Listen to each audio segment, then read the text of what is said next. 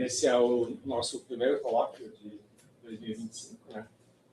Quem organiza o Mendel, mas quem convidou fui eu. Então, nosso convidado de hoje é o Vitor Marchione. O Vitor, que me corrige se estiver errado, fez a graduação e o doutorado em São Paulo. No estado de São Paulo. O doutorado não foi com... Foi na Unicamp. São Paulo. É São Paulo. Vamos tudo lá. Depois, nesse meio tempo, passou um tempo no Centro de Física, lá em PS. Vários aqui já foram, e atualmente ele é pós-doc na Universidade de Aix-Marseille, trabalhando com a Florence Mansett, que passou um tempo aqui no Instituto há 10 anos atrás, mais ou menos. Então, com a palavra. Obrigado, Jefferson. Obrigado, Mendel. Obrigado pelo convite, pela recepção. Luiz, todo mundo. Prazer enorme estar aqui, apresentando pela primeira vez esse trabalho em português. Então, é legal voltar para casa, apesar de que eu sou do interior de São Paulo, né? Então, bom, eu vou falar um pouquinho, esse título aqui ele é bem relacionado, na verdade, ao meu próprio programa de pesquisa, né? A minha grande ideia de plano geral de pesquisa, e não exatamente só ao que vai estar como conteúdo nesse seminário, mas só porque eu acabei de chegar, eu já agradeço a apresentação do Jefferson, mas também esse... Ele tá bonito. Bom, eu sou físico, né, de formação, então eu fiz toda a minha formação lá no interior de São Paulo, e durante o mestrado eu comecei a trabalhar com processos estocásticos, então esse aqui é um probleminha de passeio aleatório, mas ele tem um pouquinho de memória, então a gente chama ele de passeio aleatório de elefante. E uma coisa que eu adoro fazer é pegar todas essas ideias de sistemas dinâmicos, processos estocásticos, e aplicar em biologia. Eu me sinto muito mais próximo do mundo real fazendo esse tipo de aplicação. E a minha grande pergunta, dentro desse panorama todo, é como é que a gente consegue controlar e editar microbiomas, então essas populações bacterianas, populações microbiológicas, por meio de ecologia, por meio de interações ecológicas. E por que isso? Porque eu sou físico, porque eu não vou no laboratório fazer experimentos, então não consigo fazer controle molecular desses sistemas, mas a gente pode pensar em interações ecológicas que a gente consegue modelar por meio de matemática. E aí, nesse contexto todo, foi quando eu fui para Marseille, trabalhar com a Florence, e lá a gente trabalha, então, o que eu vou apresentar com vocês é esse trabalho que acabou de sair do bioRxiv, que é a gente fazendo todo esse controle de microbiomas por meio de ecologia, mas aplicado ao microbioma intestinal.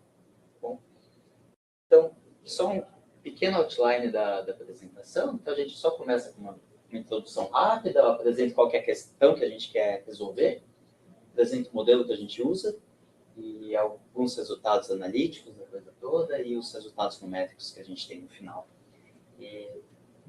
Para a gente começar, então, eu gosto de começar com essa imagem, porque ela é uma imagem que mostra um ambiente natural, e para qualquer ponto que a gente olhar aqui dentro dessa imagem, a gente pode dar um zoom gigantesco e a gente vai identificar uma população microbiana e que a gente vai conseguir estudar. Então, existem micróbios em todos os lugares, e isso não é diferente para nenhum dos organismos vivos que a gente possa estudar. Então, a gente tem a figura do gato vitruviano aqui, mas quando a gente analisa para humanos, a gente também tem uma população de bactérias e de micro-organismos gigantesca em diferentes partes do corpo humano. Então, qualquer parte que a gente consegue isolar do nosso corpo, desde a pele em si, desde debaixo da unha, nas axilas, nas genitálias, e dentro do nosso corpo, a gente tem populações bastante distintas de micro-organismos. E a gente vai focar, então, no que está acontecendo no intestino. Então, dentro do gastrointestinal, a gente tem vários tipos de micro-organismos diferentes. E a quantidade de células que a gente tem ali é um número absurdo, que é próximo da quantidade de células que a gente tem no próprio corpo humano. Então, e esse é um microbioma, então essa população de micro-organismos, ela é bastante importante, ela apresenta funções para o hospedeiro. Então, acho que a função principal que a gente acaba pensando direto, é na metabolização de algumas substâncias que a gente não consegue metabolizar nós mesmos, né? Então, principalmente, a metabolização de fibras complexas que a gente tem na alimentação diária, que são metabolizadas nos chamados ácidos graxos de cadeia curta. E esses ácidos graxos de cadeia curta, eles vão servir de substrato para a respiração celular da própria epitélio intestinal. Então, essa é o mais simples que a gente pode pensar, mas vários sinalizadores de algumas vias metabólicas também estão lá, relacionado à fisiologia do sono e tudo mais. E também, eu esqueci que não está pegando.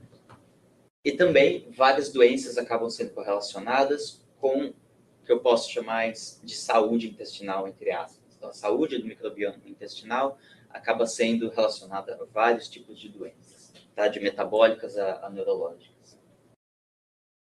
Uma das coisas que acaba afetando a composição do microbioma intestinal é o jeito que a gente come. Então, a dieta é uma coisa extremamente importante para afetar a composição do trato gastrointestinal. E diversas coisas que a gente come já foram estudadas em relação à composição microbiana. Então, quando a gente olha para diferentes dietas, tipos de dietas, são dietas ricas em gorduras, ricas em proteínas, carboidratos, ou mesmo algumas outras substâncias que a gente consome, todas elas acabam tendo alguma interação com o microbioma intestinal, com a microbiota, e existe alguma resposta desse microbioma por causa disso, por causa dessa alimentação. Mas uma das coisas que está presente no microbioma, na nossa dieta, e que pode alterar a composição, é a própria carga microbiana dos nossos alimentos. Então, essa apresentação eu apresentei algumas semanas atrás, e essa aqui foi uma foto que eu tirei exatamente no dia que eu estava montando a apresentação, tomando um iogurte, estava lá literalmente escrito no potinho do iogurte qual que era as bactérias e micro-organismos que você conseguiria encontrar ali dentro.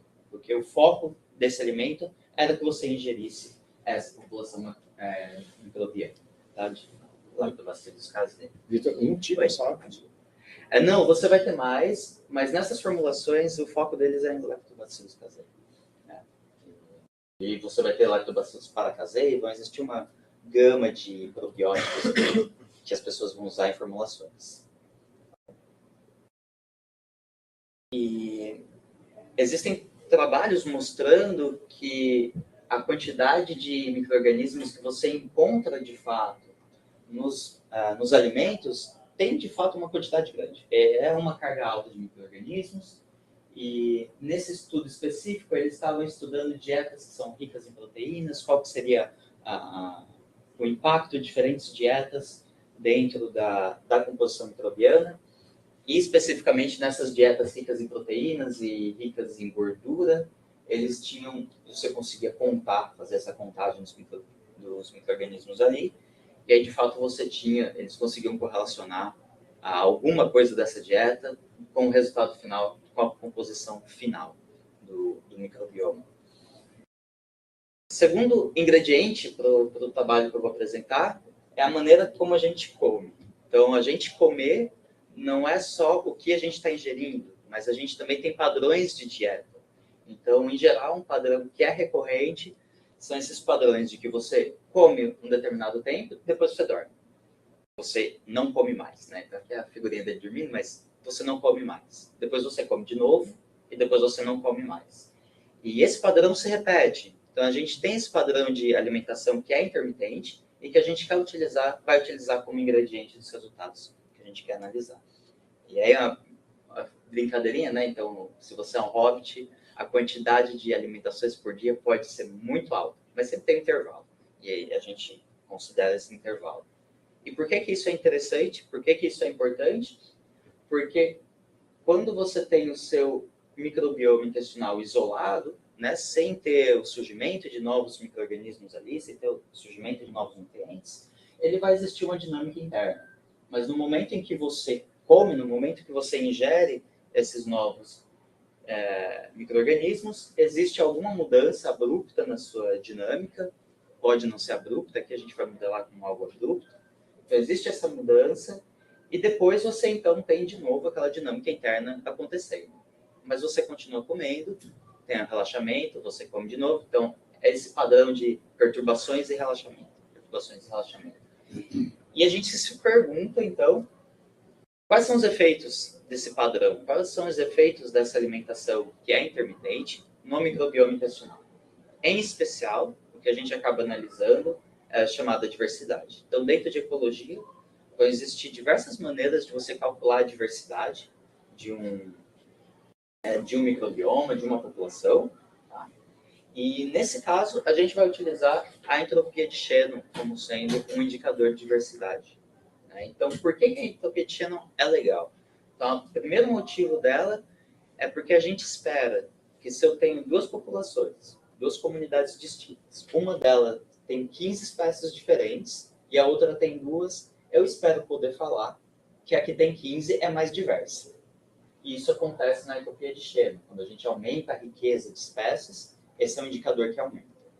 Mas ela tem uma segunda característica que é importante, porque se nessa mesma população, para essa que tem 15, uma espécie domina muito mais do que as outras, toda vez que você faz um sampling, que você coleta os dados, você praticamente não vê as outras.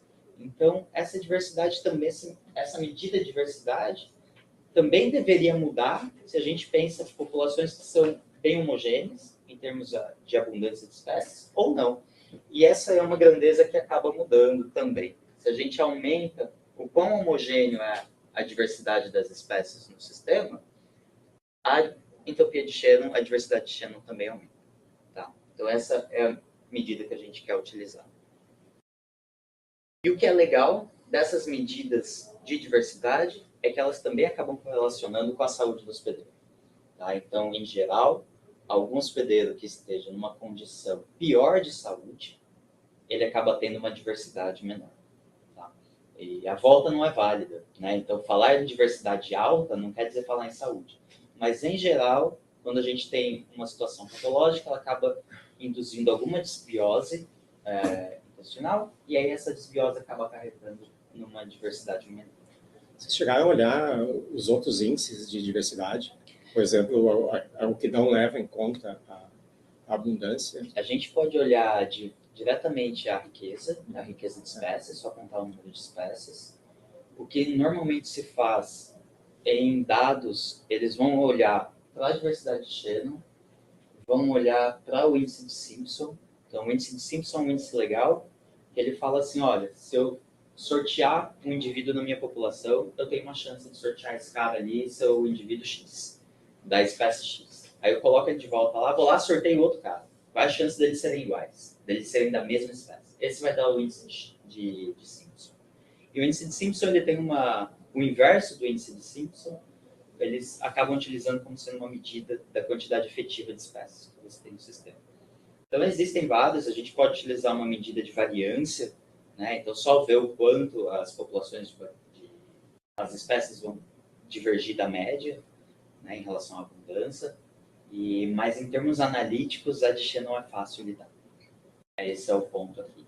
E em termos de riqueza de espécies, a pura riqueza não vai ser importante para a gente. Tá? Ela não vai, a gente não é interessante no que a gente vai fazer depois. Tá bom? Mais perguntas? Você chegou a olhar a diversidade beta também? O intestino como um todo? A gente olha, a gente considera essa uma coisa engraçada. Tá cheio de problemas em como é que você calcula a diversidade microbiana dentro do intestino. Então, em geral, o sampling que você faz, a coleta de dados, são coleta de fezes. E aí vão existir até alguns trabalhos que vão te falar, olha, as fezes são... você fazendo uma coleta de swab é mais ou menos a mesma coisa do que fazer uma coleta in situ. Né? Se você, de fato, pudesse colocar um swab muito mais longo e fazer uma coleta lá no colo intestinal, na primeira parte do colo.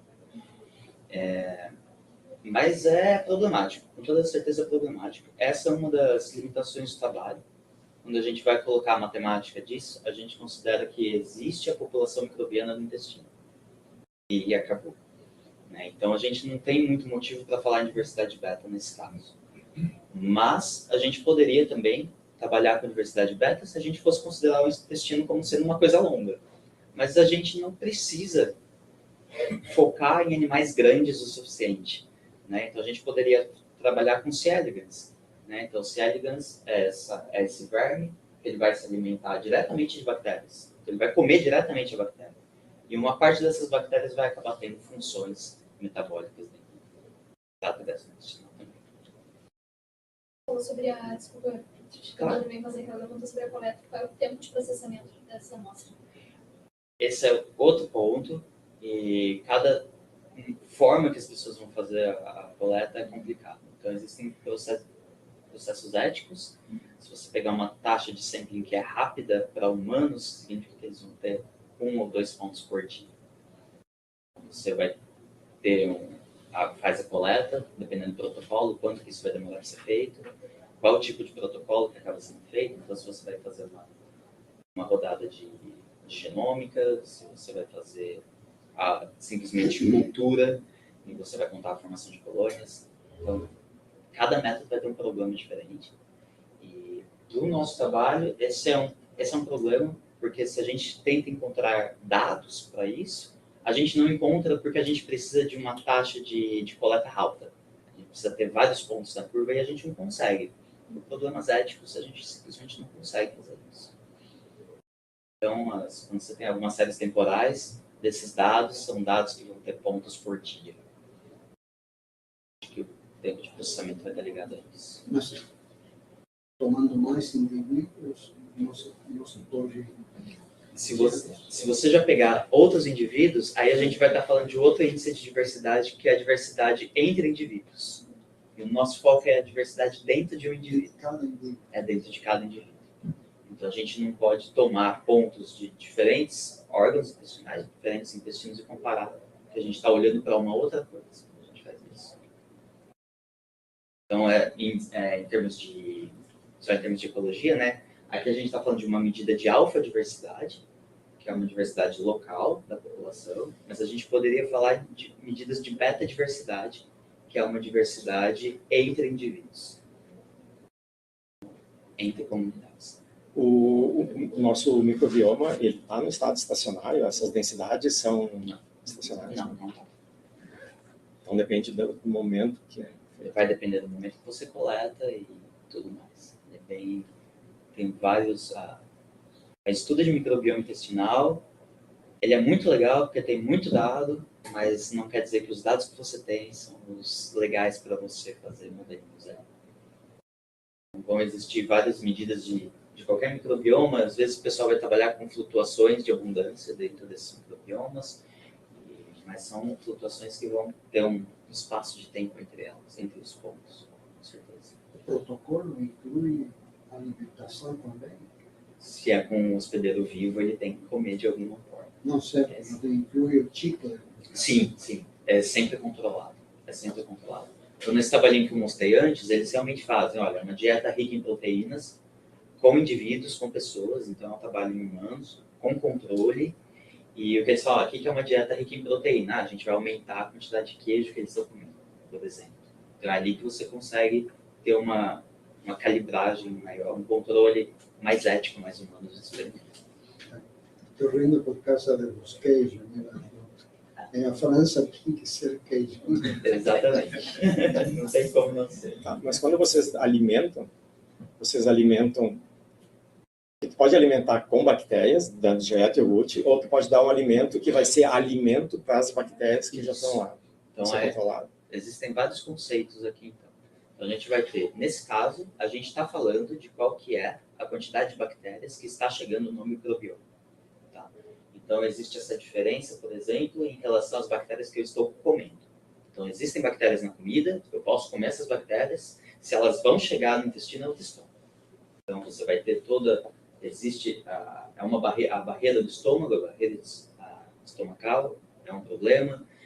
Os ácidos biliares também é outro problema, que eles têm uma ação antibacteriana bastante forte. Então, o que chega exatamente lá no intestino é outra história. Mas também vão existir outros pontos de discussão, que a coisa pode ficar bem gigante, que é, por exemplo, a acidez estomacal, ela tem esses vales, o pH decresce bastante ali dentro do estômago no momento que você está comendo. Então, no momento inicial da digestão, o primeiro ponto que caiu bactérias ali dentro, e aí elas chegam no cheiro. Depois vão existir alimentos probióticos, que vão ser alimentos ricos nessas bactérias que a gente gostaria de ter, porque elas vão fazer algum bem à saúde. Vão existir alimentos prebióticos, que são esses que vão dar alimento para as bactérias. E ainda existem agora a classe de pós-bióticos, que são, na verdade, a ideia que quando você dá um alimento legal para a bactéria, elas estão produzindo alguma coisa que é boa para o organismo, ao invés de você fazer, então, essas bactérias serem legais ali para você, você dá direto o que elas estão te dando. Né? Então, você ingere o produto final dessa metabolização que as bactérias fazem. Não assisti o seminário até o fim, mas deixa eu defender a ideia dele, tá? O problema desse tema é que o número de variáveis é tão grande que seria como você analisar o universo. Tá? Só que na biologia, a gente não consegue fazer aproximações. Justamente, entendeu? Pela matemática e pela física, o que ele vai fazer certamente são aproximações, e isso que é importante, entendeu? O importante não é você saber cada uma das variações. Por exemplo, se você coletar fezes de qualquer um de nós, fizer um microbioma, tá? Se você trocar a pasta de dente, a marca da pasta de dente que você usa, você vai alterar esse microbioma. Só que é óbvio que durante a evolução humana e dos animais, essa população ela chega no normal, né? Então, o importante é você usar ferramentas matemáticas para descobrir qual que é a assinatura desse normal. Tá? E, justamente, é um problema dificílimo. Se você pega 2 indivíduos, né, e carrega 2 indivíduos, bom, se você colocar um terceiro, o problema muda, um quarto, o problema muda, se colocar 1000, o problema muda. Então, você nunca vai conseguir descobrir o que é o termo básico, que eu achei muito boa essa estratégia que vocês têm, né, que você vai analisar o mesmo indivíduo e alimentação ou não, principalmente que esse mesmo indivíduo ele provavelmente vai manter uma alimentação constante, né? Então, você vai conseguir analisar isso. E aí, o que você tem hoje é uma quantidade enorme, assustadora de dados na literatura que estão mal aproveitados. Se você conseguir descobrir, né, um algoritmo que te diga isso, você vai poder comparar essas populações todas. E vai chegar numa conclusão importante. Justamente isso. Obrigado, professor. Desculpe, não, de forma alguma. Não, obrigado, professor. Essa é a ideia mesmo. Porque existem tantos fatores que vão influenciar em algo que a gente notou que é importante para a qualidade de vida do hospedeiro. Né? Esse hospedeiro não precisa ser um humano, a gente pode estar falando de qualquer animal.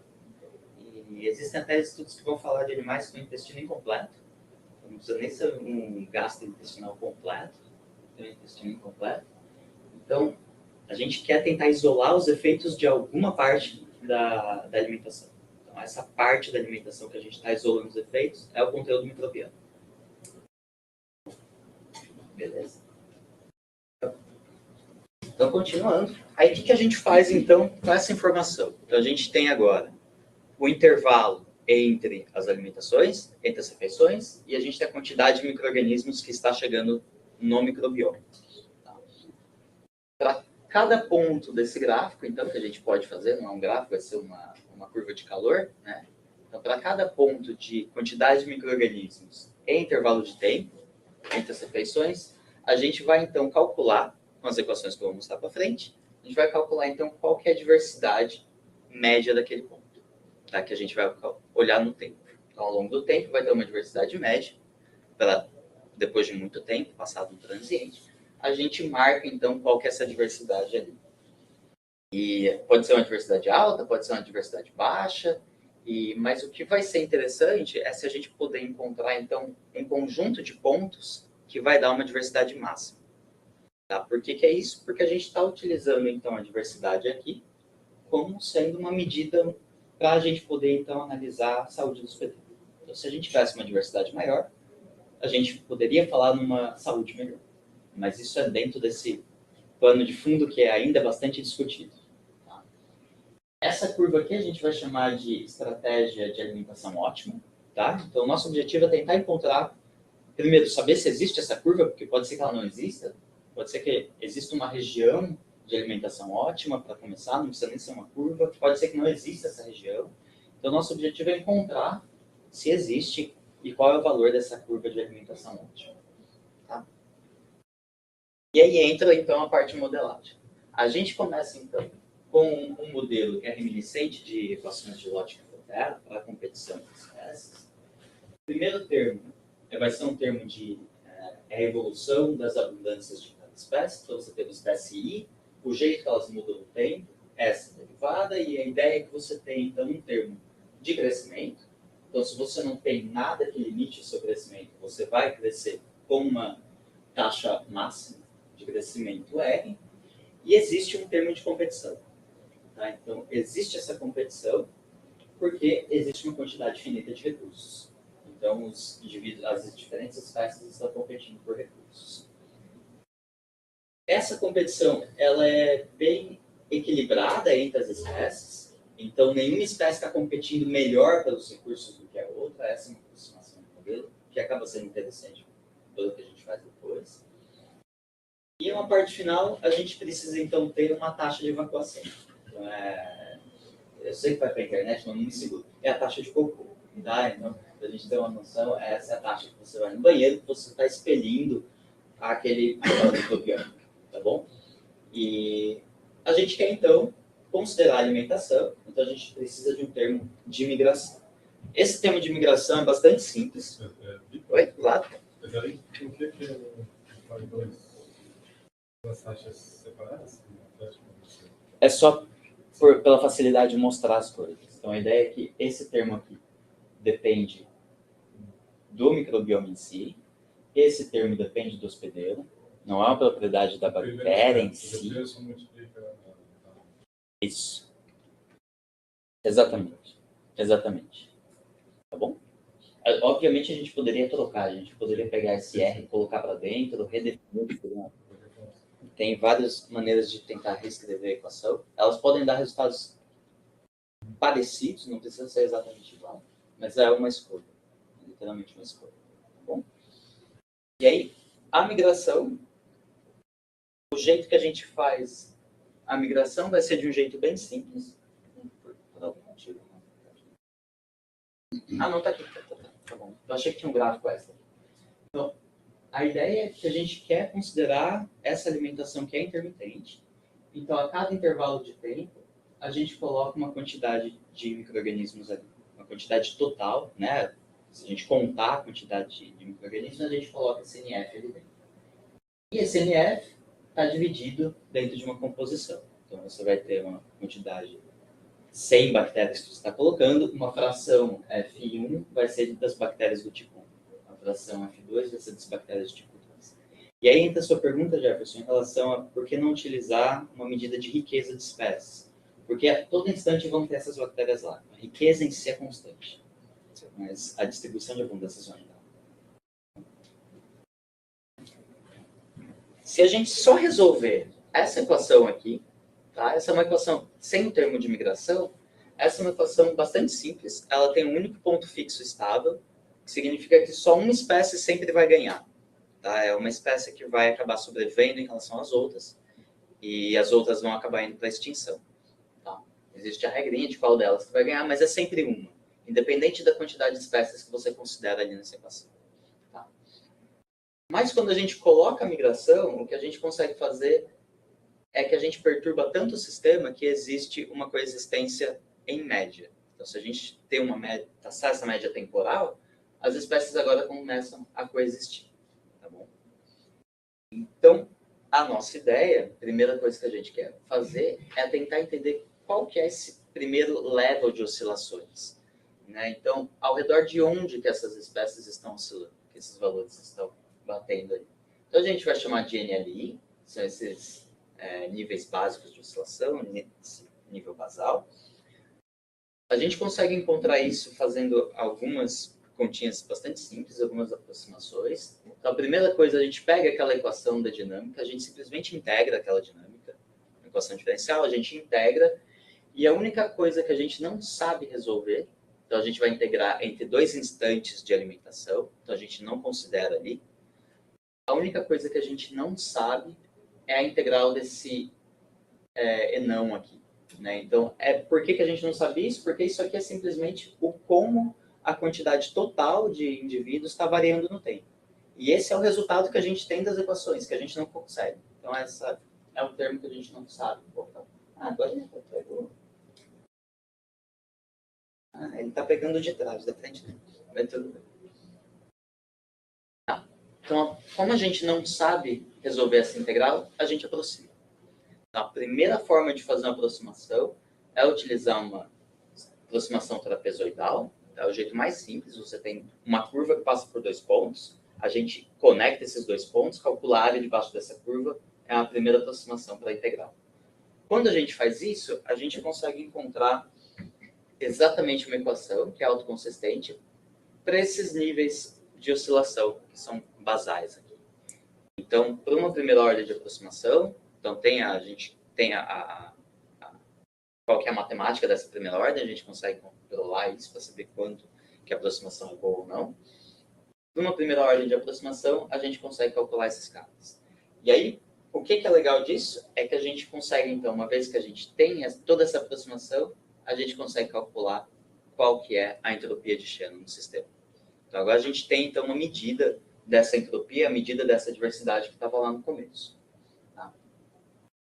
Se a gente usar, então, essa expressão e a gente for para o modelo, então a gente pega aquelas equações com o termo de migração, integra elas numericamente, tá? A gente vai ter esses pontos coloridos atrás. Aí a gente calcula a diversidade, a média da diversidade no tempo, para longos tempos de simulação. A gente tem os pontos coloridos de trás, e a gente pode superimpor o resultado dessa equação, e a gente tem a curva preta aqui. Então, em primeira ordem de aproximação, a gente tem um resultado legal para o sistema.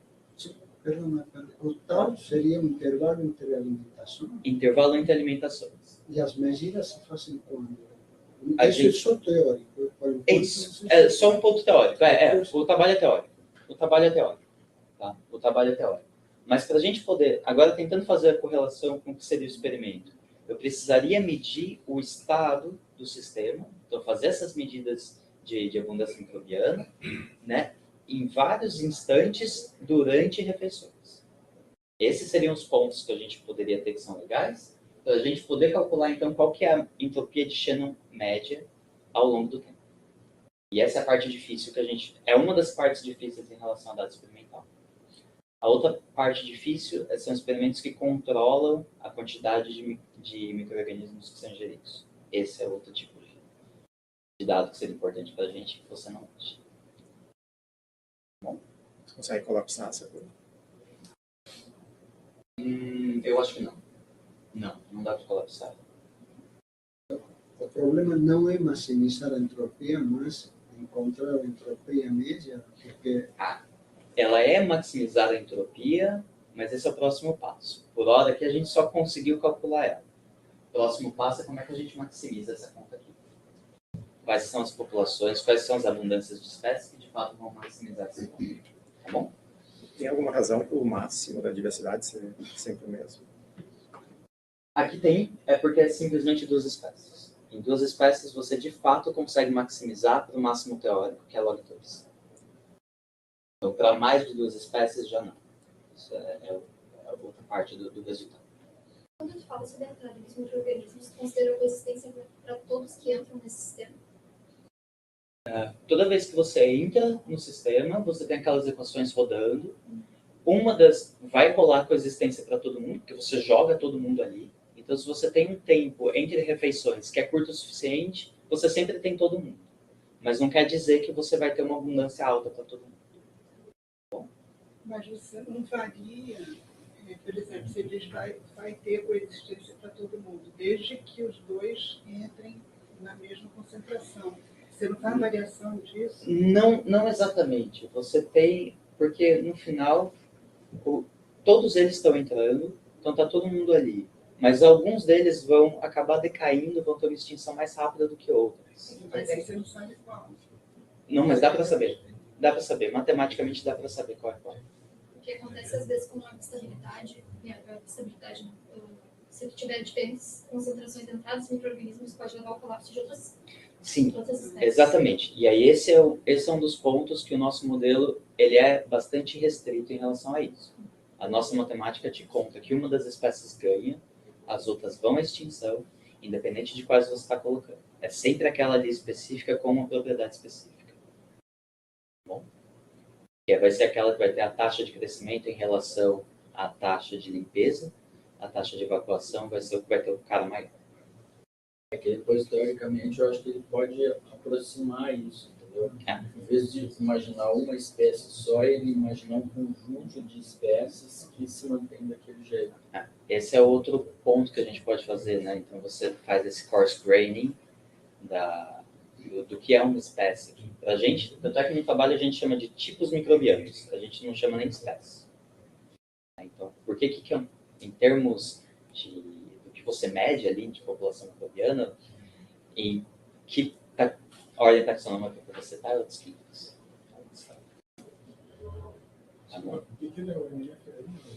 O NF aqui, o NF é a quantidade de micro-organismos, a quantidade total de micro-organismos que você coloca no sistema.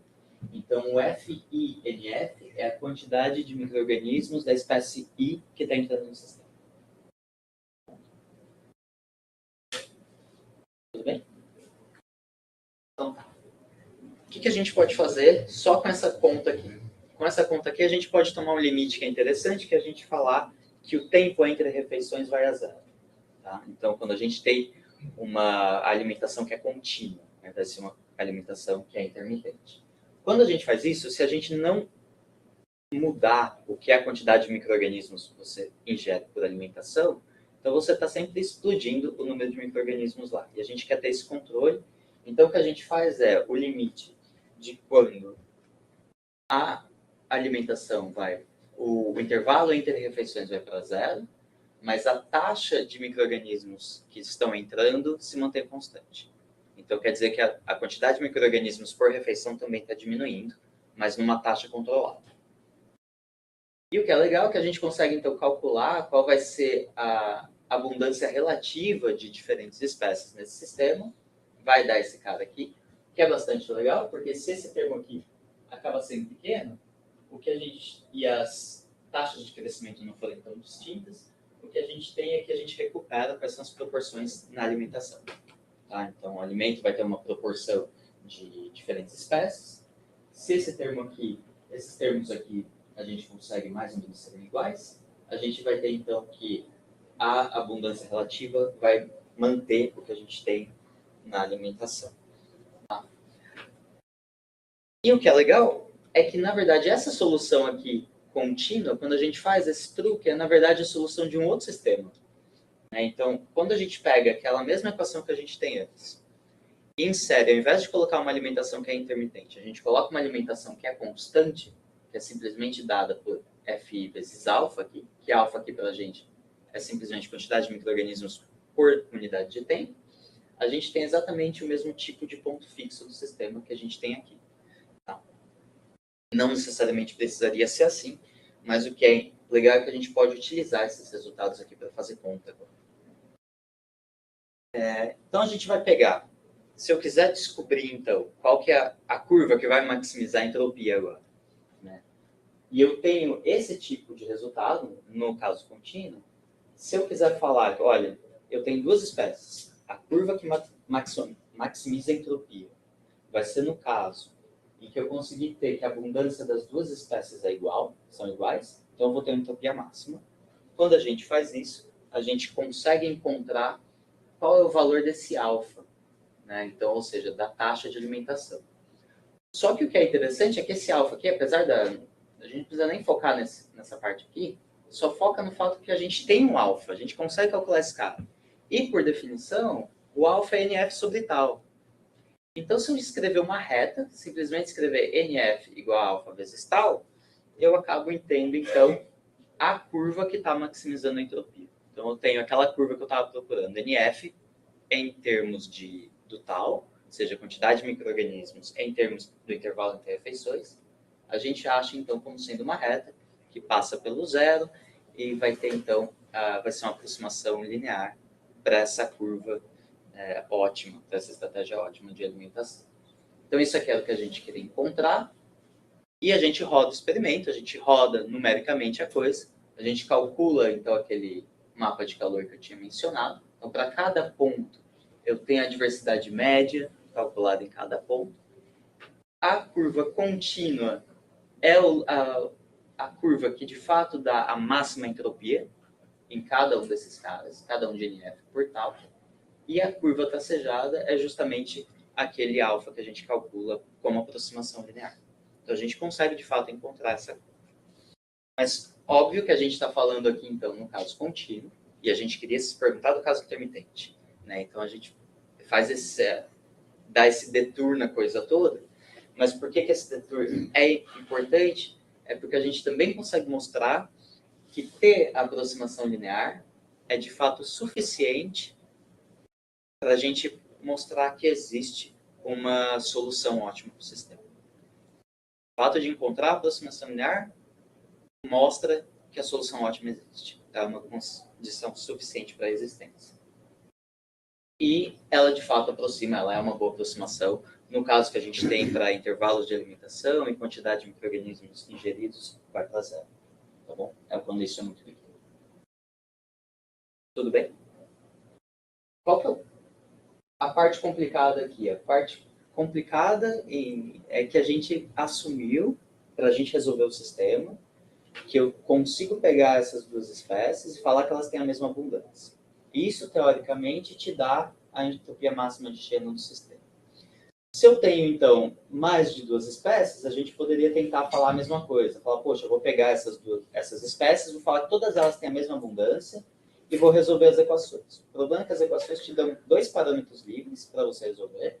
Um deles é o alfa, que é o coeficiente angular da curva, tá? E o outro é a abundância total do sistema.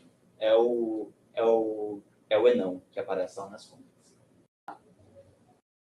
Mas para mais de duas espécies, a gente não consegue fazer isso. Né? Porque a gente vai ter muita equação para resolver e poucos parâmetros para calcular. Tá? Então, para resolver esse caso, o que a gente faz é considerar um sistema um problema de otimização. Tá? Então, a gente pega a equação contínua, a gente sabe qual que é o resultado que tem que dar na equação contínua, e a gente quer otimizar a entropia de Shannon, escrita dessa forma. Tá bom? Sujeita ao vínculo, né, de que eu simplesmente somar todas as abundâncias, eu vou ter abundância total. Esse é o problema de otimização. Dá para resolver isso com multiplicadores de Lagrange, tá? Não é uma coisa absurda de se resolver. E o legal disso é que ele dá um resultado. Então, dá para calcular alguma coisa nesse método. A gente encontra, então, que a entropia máxima, ela é modificada, ela não vai ser log n, não vai ser o log do número de espécies, log s, na verdade. E a gente também consegue calcular qual que é o alfa, qual que é essa taxa ótima de alimentação para maximizar a diversidade. Bom, o que a gente faz com isso? Essa é a parte complicada. Porque ela é uma expressão, a expressão está lá, e a gente vai tentar, então, entender o que essa expressão está contando. A gente consegue manipular um pouco essa expressão, tá? E só deixar ela um pouco mais tratável. E a gente consegue, então, ter uma equação para o alfa, para o n, na verdade, para o enão, que não depende do alfa. Tá? Essa expressão para o enão, a gente, então, consegue resolver numericamente para um determinado conjunto de parâmetros. Então, escolhe todas as taxas de crescimento da sua população, quais são as taxas de clearance, aquele C, né, a taxa de evacuação, qual é a capacidade de suporte, a gente coloca tudo lá dentro. A gente consegue, então, resolver a equação para o N, depois a gente volta, resolve a equação para o alfa, e a gente vê o que isso te dá de solução. Tá? Então, a gente estuda essa equação com comunidades sintéticas, então a gente gera os parâmetros da comunidade no computador, dado uma dada distribuição para as taxas de crescimento, para a taxa de evacuação, resolve essas equações, e a gente repete. Então, você tem lá uma quantidade de espécies definida, gera uma comunidade sintética no computador, resolve as equações e repete. E a gente faz isso diversas vezes para ter alguma estatística. Então, o primeiro resultado que a gente tem, então aqui são as distribuições que a gente está usando, tá, para esse caso, que é o mais simples aqui, só para esses gráficos aqui. mas os resultados são bastante robustos, tá? A mudar essas distribuições. Primeira coisa é em termos da maximização da diversidade. Então, de fato, aquelas expressões elas te dão condições que de fato maximizam a diversidade que você observa no sistema. Então, a curva aqui de trás é o que você consegue realizar, né? A diversidade que você realiza. A tracejada é a teórica, se você de fato conseguisse deixar a distribuição mais homogênea possível. Mas nem sempre você resolvendo aquelas equações, ela te dá uma solução que é factível, que você consegue de fato observar. Então você pode encontrar que aquele alfa, aquela taxa de alimentação, por exemplo, fosse negativa. Então, quando ela é negativa, eu não tenho uma solução razoável para o meu sistema. Então, toda vez que eu tenho uma solução razoável, eu conto. Então, a gente repete, cada pontinho desse aqui tem 400 e não sei das quantas curvas, na verdade, simulações para cada pontinho desse. E a gente conta, então, quanto dessas simulações que é factível. E a gente consegue calcular qual que é a proporção de dados factíveis ali, de dados razoáveis. Então, o primeiro resultado que a gente tem é que, quando você aumenta o número de espécies, a proporção de resultados razoáveis, que seriam realizáveis no laboratório, ela aumenta. Então, é mais fácil de controlar um sistema com várias espécies do que com menos. Tá? O segundo resultado que é legal é que a gente consegue também correlacionar a entropia de Shannon que você maximiza, o resultado da maximização, com a entropia de Shannon dos alimentos. Então, quanto mais espécies distintas existem no alimento que você está ingerindo, mais próximo da diversidade de Shannon que você realiza vai ser dessa diversidade do alimento. Então, esse é o resultado que eu chamo de você tem que comer diverso para você poder ter uma diversidade alta. Essa é a ideia. Obviamente, você tem algumas partes aqui que você consegue maximizar mais do que no alimento, né? Então, quando você tem espécies menores, mas essa correlação, entre as duas diversidades, ela aumenta e ela, de fato, elas coincidem para um número infinito de espécies. E o terceiro caso é se a gente pegar, então, aqueles dois valores de solução, que é pegar o alfa e pegar o enão, e a gente plota eles, então. Então, esse aqui é um gráfico das soluções. Então, eu tenho o alfa, está aqui, ele está normalizado, mas aqui a gente tem o n que também está normalizado. Então, é o par de soluções que a gente acha nas equações.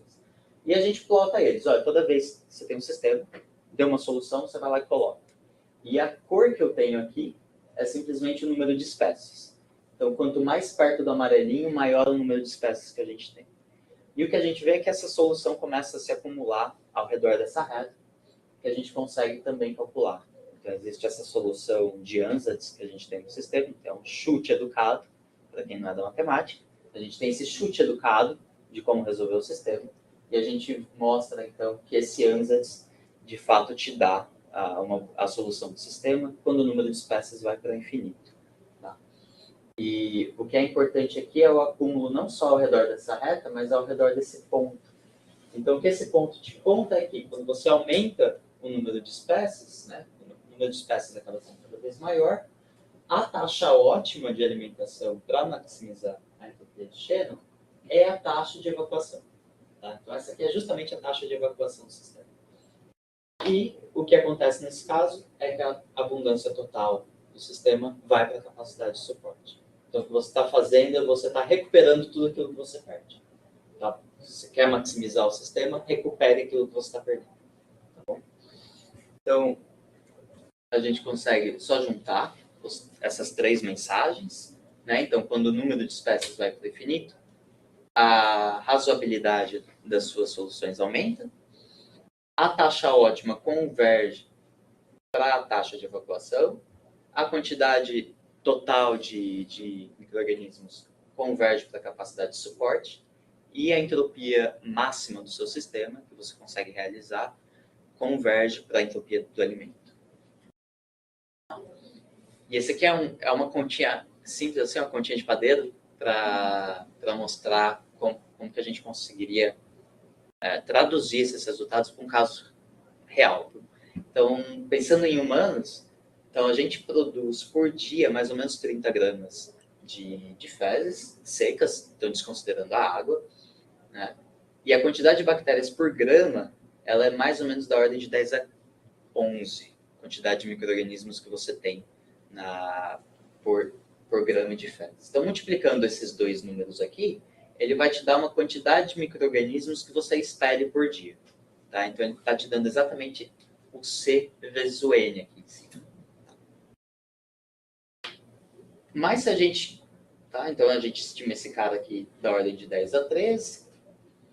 Mas quando a gente compara a quantidade de bactérias que são ingeridas normalmente numa dieta, a gente tem uma quantidade que é muito menor. Então, a gente tem de 7 a 4 ordens de grandeza menor do que a quantidade que a gente está expelindo. Tá?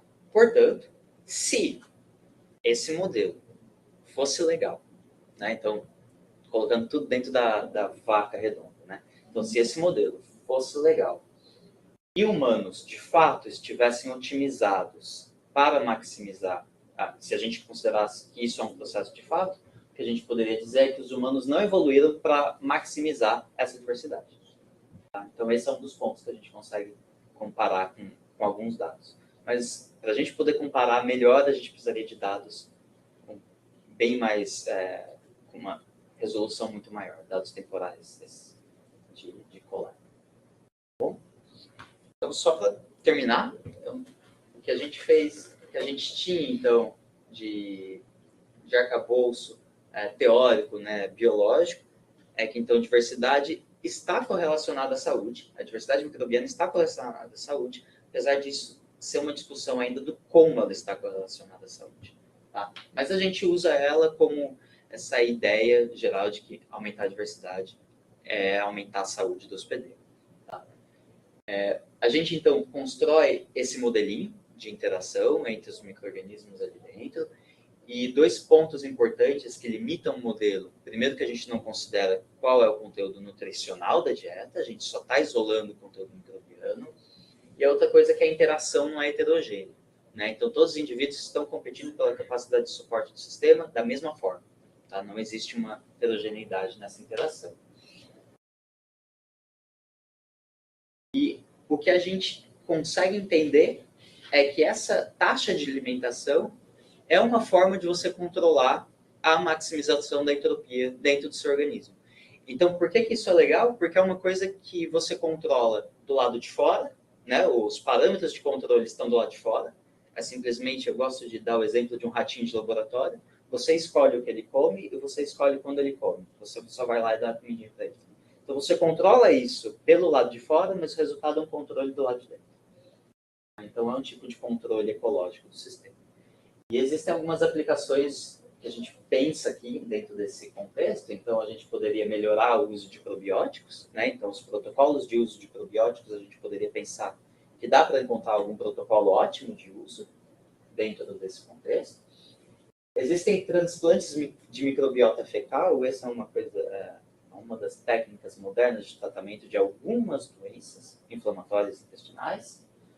E que tem a ver com essa ideia de você simplesmente pegar o conteúdo fecal microbiano de um doador doente e transferir para o intestino de um doador saudável e transferir para o intestino de uma pessoa doente.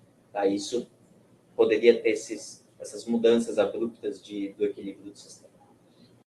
E a gente poderia pensar em, ao invés de controlar para a entropia de Shannon, a gente poderia pegar uma outra função da abundância das espécies ali do sistema e tentar controlar também. Então, se a gente quisesse controlar a metabolização de algum tipo de fibra que a gente está consumindo, a gente poderia pensar em escrever uma função para controlar esse cara. Então, de fato, abre essas portas. Existem, de fato, outras maneiras de tentar tratar isso. A gente pode simplesmente mexer em todo o modelo matemático, mas mantendo as mesmas ideias e o mesmo estilo. Todos os resultados estão num pré-print. O pré-print está lá, a gente está tentando publicar, essa é a parte difícil, mas acabou de sair o pré-print.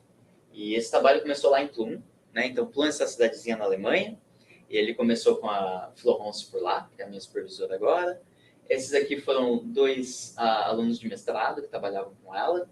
Então, um estava lá em Plum, a Anne estava lá em Plum, depois o Jackson estava lá em Marselha, quando ela já tinha mudado, e eu entrei no final para fechar toda a história.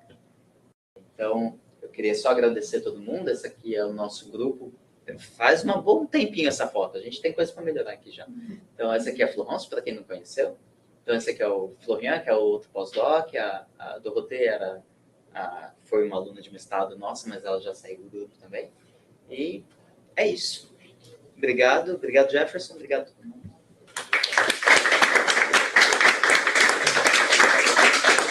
Espero que eu não tenha cansado demais. Quando é que isso vai ser aplicado em biologia? Uma boa questão. Se você me perguntar onde eu gostaria de aplicar, que experimento fazer, tem experimentos com drosófila, que eles possuem essa forma de controlar a alimentação de drosófila, que é bastante específica, e dá exatamente para controlar a quantidade de micro-organismos que eles ingerem e qual que é a taxa de alimentação. Então, você controla mais a quantidade de micro-organismos que eles estão ingerindo. A alimentação você deixa eles consumindo à vontade, e você não faz gavagem com a drosófila, apesar de que eu acho que dá para fazer com alguns insetos. Então, você dá para controlar essa taxa, e aí eu acho que é um tipo de experimento que eu acho que daria para tentar medir exatamente essas taxas ótimas de alimentação em relação à quantidade de micro-organismos que você consome. Mas eu nunca fiz. Desculpa, eu queria te fazer mais uma pergunta. Claro. Uma coisa que eu fiquei pensando, às vezes a entrada de um único micro-organismo, uma única linhagem, dentro da mesma espécie, Sim. pode ser uma linhagem com alguma alteração, e isso desencadeia ao desequilíbrio do microbioma. E se teria como no futuro melhorar o modelo para prever isso, essa mudança, entrar de alguma linhagem, alguma espécie. Eu sinto que prever é muito forte. É algo que a gente não está muito perto disso. Mas se considerar esse tipo de espécies-chave dentro de um modelo matemático, a gente tem como fazer. Isso com certeza tem. Né? Então, quando a gente sai dessas dinâmicas que a gente estava usando para dinâmicas GLV, são Logical Terras generalizadas. Então, nesse tipo de dinâmica, a gente consegue escolher parâmetros que a gente poderia dizer, olha, tem uma espécie ali que, de fato, a gente consegue fazer ela crescer muito mais que as outras. Então, dá para escolher parâmetros de maneira a observar comportamentos distintos. Isso dá para fazer. O quanto isso é previsível, é uma ferramenta previsiva, é uma outra pergunta. Porque esses parâmetros, no computador, você escolhe. Quando você vai medir isso no microbioma, não é fácil medir. Não é fácil medir. Não. Tem alguém mais para perguntar? Pode ir. Pode perguntar, Pedro. Uma pergunta de velho astrônomo, não sabe nada de biologia. Se eu tivesse que medir a entropia do corpo humano, o que faria? Pegaria a tua temperatura média e a quantidade de energia que tu come, carboidrato, essas coisas, imagino que é muito mais fácil. A entropia que produz o corpo humano no dia. Faria delta Q dividido T. Isso. A mim me chocou muito o resultado, porque agora venho a pensar nisso. Ou seja, a entropia que tu está gerando com o Shannon é outra coisa. É outra coisa. Não tem nada a ver com, digamos, com o comportamento. Não é uma entropia global. termodinâmica. Não. Ela é simplesmente uma medida de diversidade. Eu posso medir a diversidade de um sistema de diversas maneiras. Então, a discussão que a gente teve um pouco antes. Eu posso contar espécies. Abre uma caixa, conta quantas espécies tem ali. É uma medida de diversidade. Essa é uma medida que preserva algumas propriedades que a gente gosta e que é fácil de trabalhar analiticamente. Esse é o ponto dela. A ideia é que quando tu tem essas medidas, tu tem o número de espécies e o número de indivíduos em cada espécie. E todos esses índices de diversidade, eles pesam essas duas quantidades de formas diferentes. Tem um índice que só importa quantas espécies tem um que importa qual é só as abundâncias, e normalmente tem um parâmetro que tu varia e tu passa de um para outro.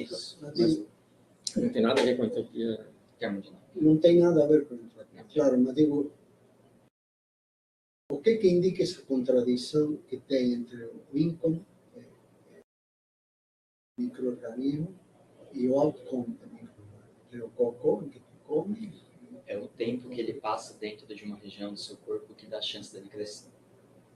Você se você olha o gradiente de crescimento dos micro-organismos ao longo do intestino, a parte final do intestino, no cólon, é onde eles acabam crescendo de uma maneira absurda. Justamente porque eles Há são...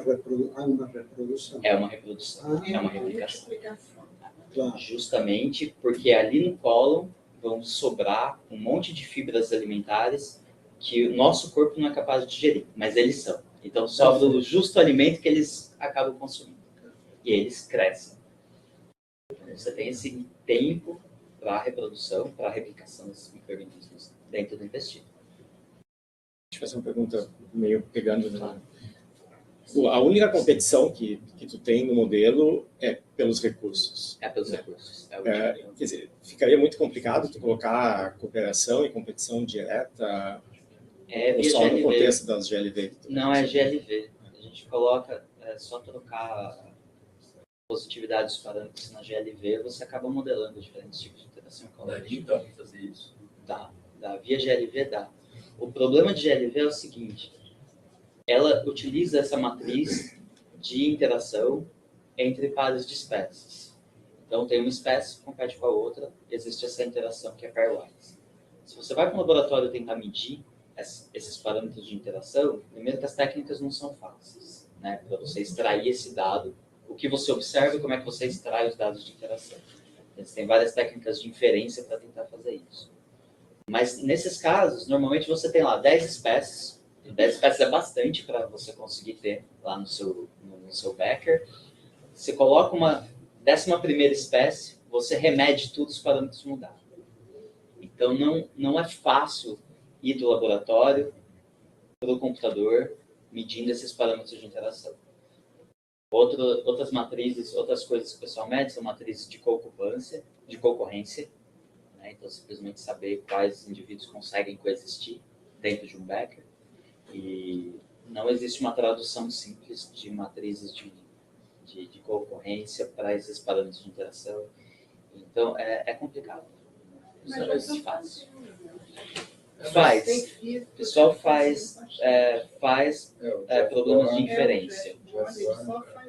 São problemas de inferência e o pessoal tem que o que eu acho, assim, óbvio que eu não entendo nada do que foi falado de fórmulas aqui, né? Mas eu acho que o objetivo é um pouco diferente, tá? A gente não pode perguntar o que você vai fazer com isso, tá? O que eu acho que a gente tem que perguntar é se isso é aplicável ou não. Então, eu imagino que em física você não tem, você tem algum dado, você imagina como que uma galáxia é, mas você não faz isso num tubo de ensaio para ver se é verdade ou não. Então, eu acho que esse tipo de comprovação não cabe aqui. O que eu acho que poderia tirar daqui é justamente esse princípio. Então, se você olhar, porque isso é muito parecido com o planeta, né? Você está pegando o intestino, mas isso é parecido com o planeta.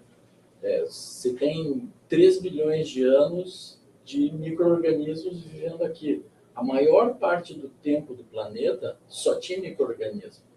Então, eles têm estratégias de adaptação e é claro que isso acabou se reproduzindo no intestino dos animais. Então, eu acho que o importante é você descobrir qual que é a base matemática que regula esse relacionamento. Porque se você adicionar mais 5, eu vou pedir para você adicionar mais 1000. Mas eu acho que essa questão que o Jefferson falou é uma coisa muito importante, porque as relações entre os micro-organismos, elas são muito simples, né? Elas são de colaboração ou de competição. Então, se isso pudesse ser adicionado... Esse é o ponto que eu discordo um pouco, porque a gente não... Essas relações mudam em presença de outros. Na medida, quando você vai para o laboratório, você mede relações que às vezes são de cooperação, adicionando um terceiro, essas relações são esquisitas. Elas não são mais, elas não preservam isso. A gente faz uma média sobre a desordem. A gente faz uma média sobre a desordem, né? É isso que a gente faz, no fim das contas. Mas você não pensa assim, não sei, não você, mas encontrar um grupo que tente validar um modelo em camundongo, porque é mais próximo do que dos outros. Então, mas é mais próximo em que sentido? Do homem. Mas a gente não está tentando... Quando você olha para as equações, elas não são específicas para o humano. É porque né? quando a gente olha, A gente pensa, é o primeiro passo, exatamente, é o primeiro passo para a Só podem gente. levedura, entendeu? Então é um sistema muito limitado. Não, mas Sendo radites elétricas também, só come duas sedimento. bactérias. então, mas esse é o ponto. Se eu vou para um sistema que é bem simplificado, a gente consegue olhar para a simplificação do modelo.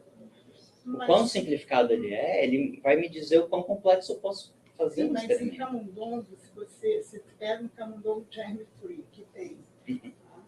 Você dá a ração autoclavada, que é o parâmetro que vai ser fixo. E você vai alimentando conforme o que você quiser de micro-organismos. Então, você tem ali, e você pode mexer com 1, com 2, com 5, entendeu? Você pode ir aumentando a escala do teu modelo. Tá. É isso que eu penso. A gente pode mais conversar. próximo. A gente pode conversar. Não, agora eu quero conversar, agora eu gostei da ideia. A drosófila é o nosso oscilador harmônico, talvez. O sistema tem que ser capaz de modelar o oscilador harmônico, mas depois disso tem um certo grau de confiabilidade, né? Depois a gente adiciona. Desculpa, vou tirar o foco das perguntas. Voltando à vantagem inicial,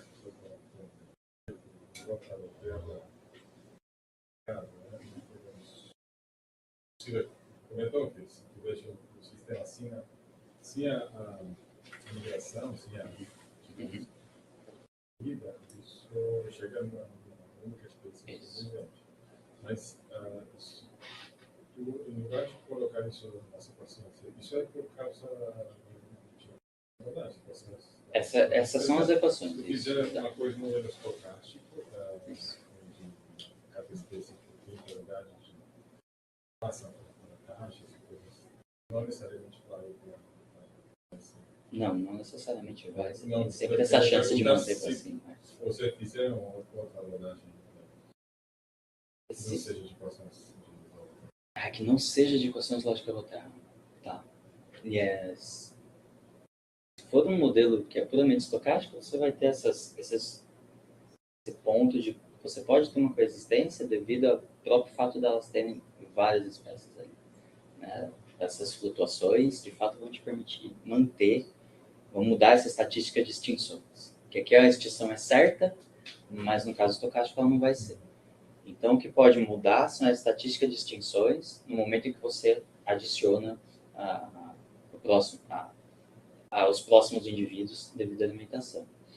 Uma das coisas que a gente analisou foi, de fato, a estatística de extinções quando a gente tem um problema na coleta de dados. Né? Então, é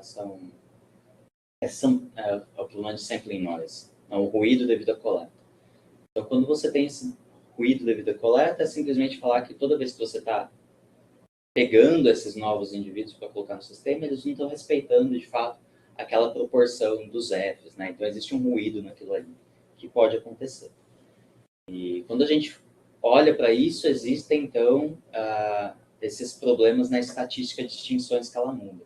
Então, que antes a extinção era certa, depois agora ela não é tão certa, porque pode ser que no instante anterior de tempo você tenha consumido mais micro-organismos daquela espécie que antes estava morrendo. E aí chega no instante da próxima refeição, ela não morreu ainda. Então, essa estatística muda. E agora, o quanto elas vão ser dependentes de modelo, aí eu já não posso, eu não consigo dar nenhum insight. Se ao invés de ter o ruído da amostragem, tu tiver uma variação dos Fs, mas periódica. Por exemplo, o teu café da manhã é um, o almoço é outro, mas é sempre o mesmo café, sempre o mesmo almoço. Tu pode ter alguns efeitos. Pode ter esses efeitos também. Outro efeito que eu sempre gosto de correlacionar com o experimento do ratinho é o intervalo entre as refeições. Então, o cara que está comandando o laboratório, o cara esquece de ir lá e dar a refeição na hora certa. Então, tem sempre uma oscilação ao redor do horário de refeição.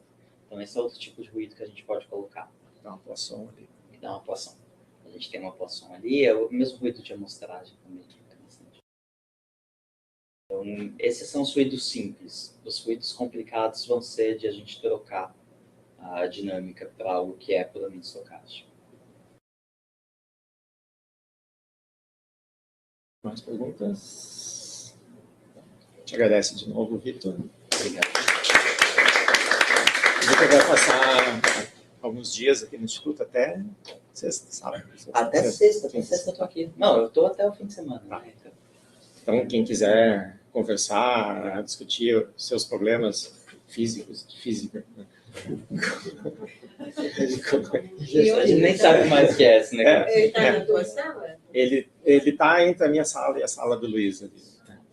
Mas só conversar comigo, qualquer coisa a gente... Vai estar tomando um café. Eu tomo café o tempo todo. Tá, deixa eu encerrar.